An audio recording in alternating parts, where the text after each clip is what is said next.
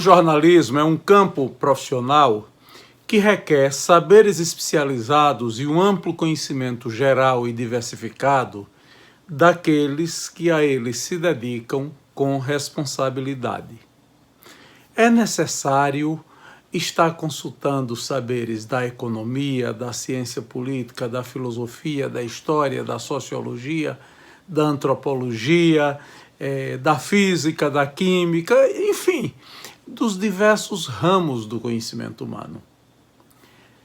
Requer práticas diferenciadas quando se é jornalista no serviço público, quando se é editorialista num veículo de comunicação, quando se tem responsabilidade por editorias de política, de economia, de mercado, de áreas especializadas como finanças e tantas outras, comportamento, etc.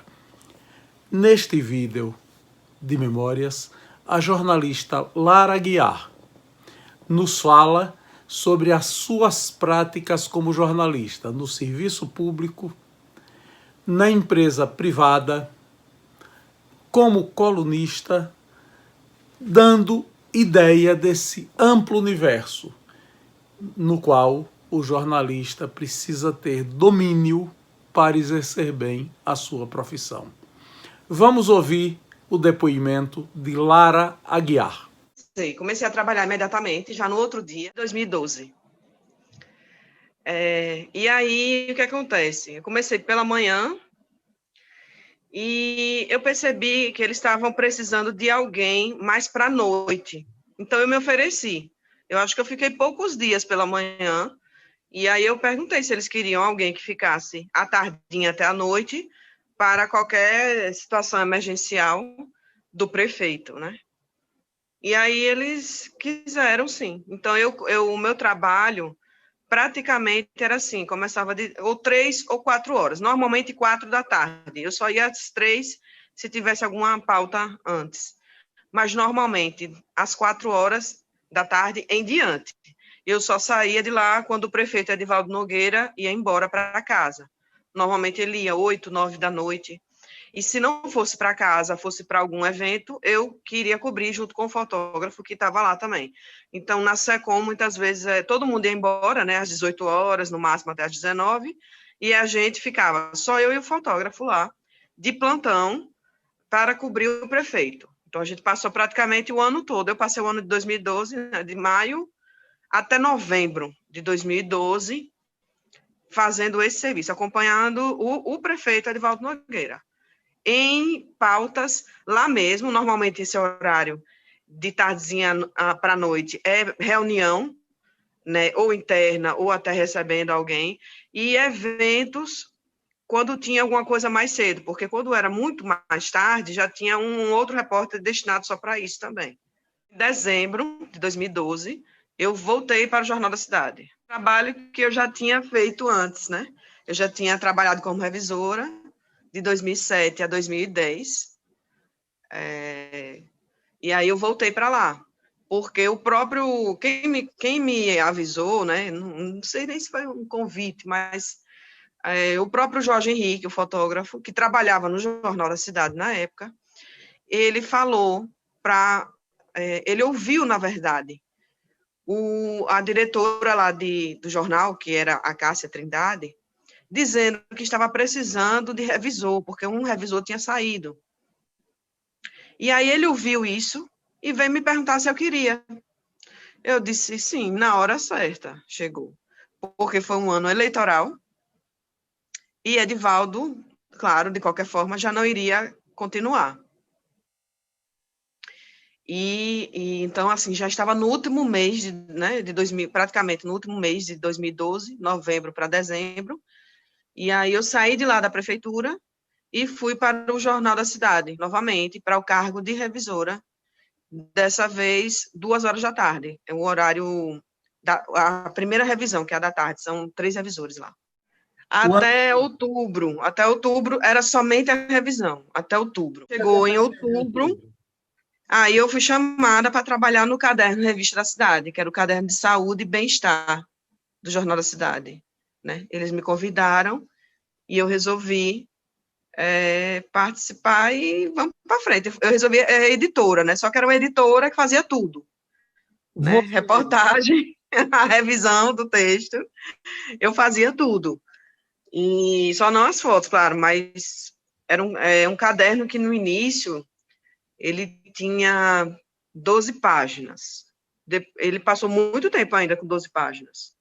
Acredito que a maior parte do tempo que eu trabalhei lá foi com 12 páginas. Já no final dele foi que ele foi para 8. Mas, voltando, né? Então, em outubro de 2013, eu comecei a fazer paralelamente a revisão. Então, eu tinha 2 funções no Jornal da Cidade. Era o Ilma, uma jornalista que, na época, acho que ela tinha pouco tempo de formada, na época ela estava de mudança para o Rio de Janeiro, e aí ela teve que sair, né, daqui, e precisavam de alguém no lugar. Seção de saúde, tinha seção de saúde animal também, tinha moda. Então, teve períodos, assim, sempre teve mudanças no caderno. Sempre tinha alguma colocação, assim, uma entrada de mais uma editoria e saída de alguma. Isso dependia muito da época, do que estava rendendo, tanto financeiramente, né, o retorno disso, quanto também um feedback também dos colegas, do próprio chefe, né, Lara, tire essa editoria, coloque outra. Mas, assim, como era um caderno muito amplo, poderia até se chamar um caderno, assim, de variedades, porque era muito, muito assunto em um caderno só. Então, tinha gastronomia, tinha receita, tinha uma parte mais, assim, de novelas, celebridades, coluna social, uma coluna social que era mais voltada para a saúde daqui do estado. Então, era muito mais, assim, notas sobre um congresso médico, sobre uma chegada de um novo equipamento de saúde, tanto na área, no estado, quanto também na área particular, que fosse atender a todos. Então, eram mais notas, assim, voltadas para a saúde. Não que não entrasse outro tipo de nota, mas era o foco. As matérias principais, sempre da área de saúde, normalmente, ou educação. Então, tinha coluna de educação lá também. Teve uma época que Fausto Leite tinha uma coluna também, então, para você ver que até, né, uma coluna de direito também estava lá no caderno por um tempo. A Data Vênia, né? A coluna dele. Tinha o editorial que eu fazia.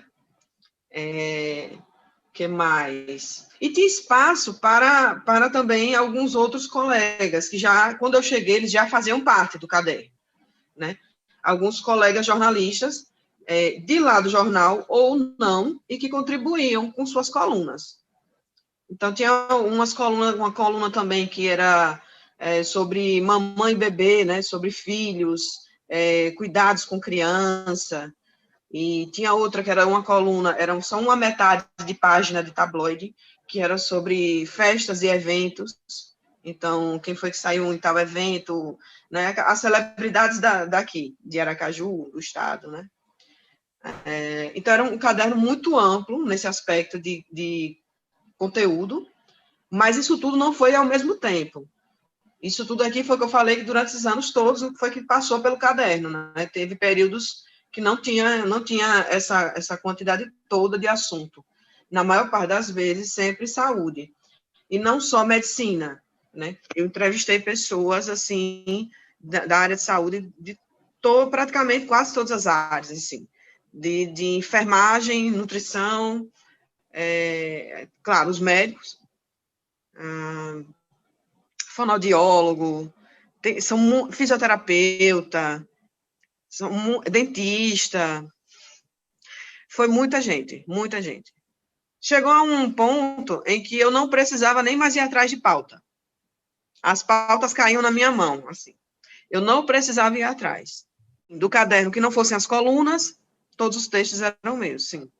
Ou, por exemplo, tinha alguns espaços que a gente colocava, tipo, coluna de fora, né? Que a gente tinha, o jornal tinha alguns como se fosse e era importante colocar também, sabe, de alguma coisa nacional, de peso, alguma coisa relacionada à ciência, alguma descoberta, alguma novidade, algo diferente.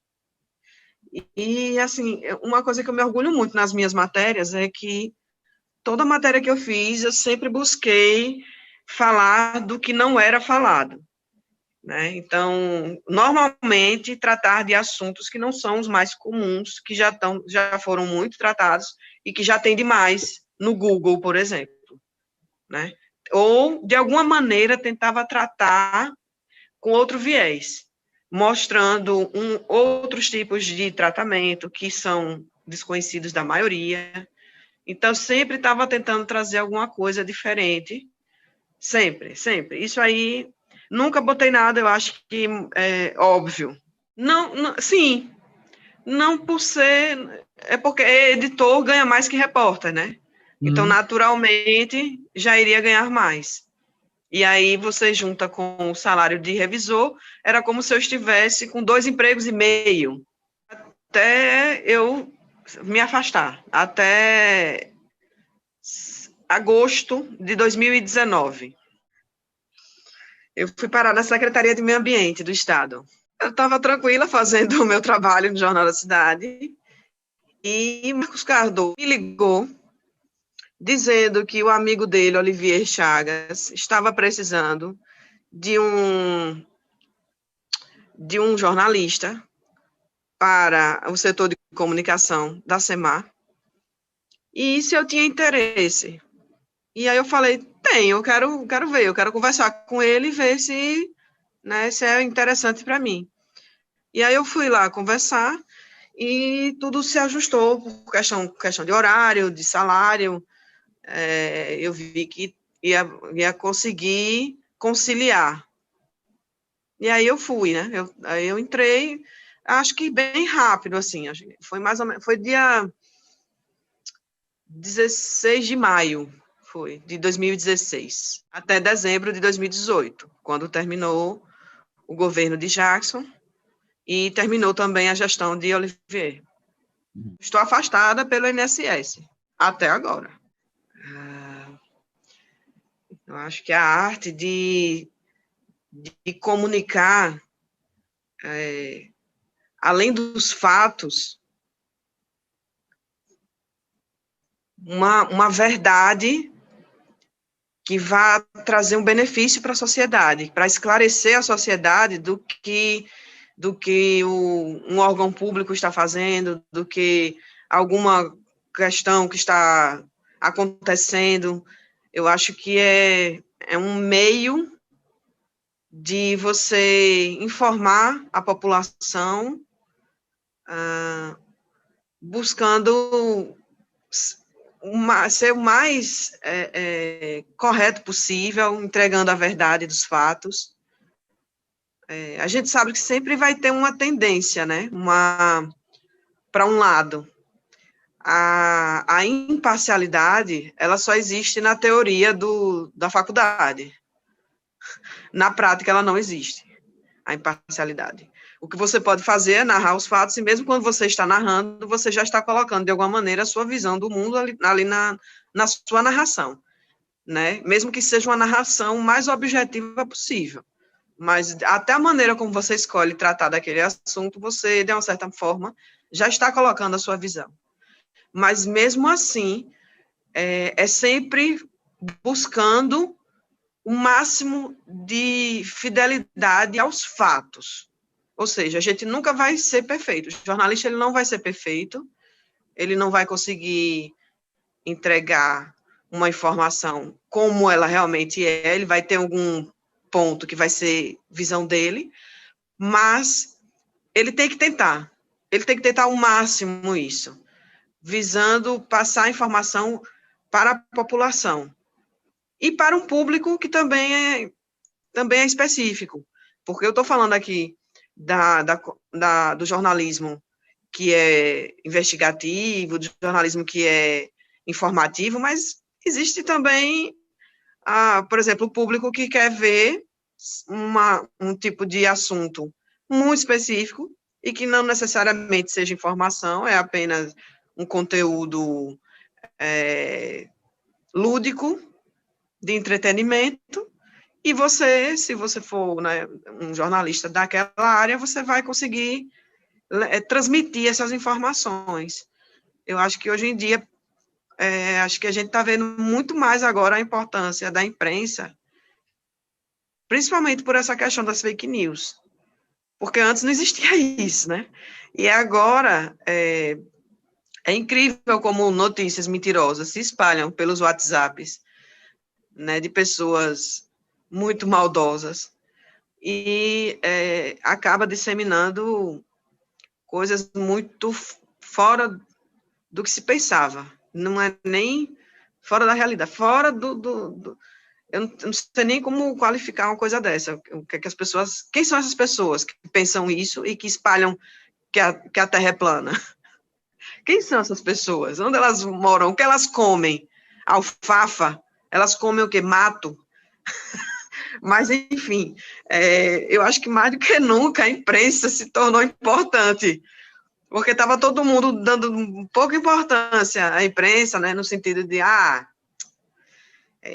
gente agora pode ter acesso, eu mesma posso ter acesso direto à fonte, a internet me propicia isso, mas a gente sabe que a gente vive numa sociedade que pode engolir qualquer coisa que você diga, então, assim, é necessário existir, sim, uma fonte oficial, não só fonte oficial no sentido de fonte do Estado, fonte do governo, mas fontes confiáveis, que já estão, assim, estabelecidas no mercado, né, os veículos que estão estabelecidos, que têm um papel a cumprir, que têm preocupação em não ter a própria imagem manchada, então eles se preocupam em tentar levar a verdade, não ficar espalhando boatos e mentiras, até porque vão responder judicialmente, coisa que alguém, quando espalha uma fake news no WhatsApp, como alguém vai responder judicialmente por isso? A justiça não tem nem como descobrir quem foi, não tem nem como acabar com isso. Então, assim, ficou mais evidente agora a importância da imprensa nesse aspecto, de como a gente, na hora de se informar, tem que procurar uns veículos que já estão consolidados no mercado, né? Até porque a gente sabe que para ser jornalista hoje não precisa de diploma, né? Então, qualquer pessoa pode se intitular jornalista, auto-intitular jornalista, e trabalhar como jornalista. Isso é uma realidade no nosso país. Então, qualquer pessoa pode hoje criar um site lá, digamos, no sertão do sertão, criar um site, falar um monte de abobrinha nesse site e dizer que é jornalista. É simples. Por isso a importância de buscar os veículos consolidados, os maiores, porque não dá para a população confiar nesses veículos pequenos, principalmente em sites, que são mais fáceis ainda de você produzir notícias e colocar lá, o gasto é mínimo, produzir notícias falsas, claro. Então, hoje, eu acho que se tornou mais importante ainda o diploma em si. Ele pode até não ser validado, né, juridicamente, mas, na prática, eu faço questão de dizer, de mostrar, tanto que aqui, o sindicato daqui, ele tomou uma atitude muito, muito bacana. Desde quando saiu essa decisão, né, de que o diploma não precisava existir, né, o diploma de jornalista, o sindicato daqui, ele fez um acordo com a classe patronal, então, conversou com todos os donos, né, de veículos de comunicação, e o acordo foi não contratar ninguém que não tenha diploma.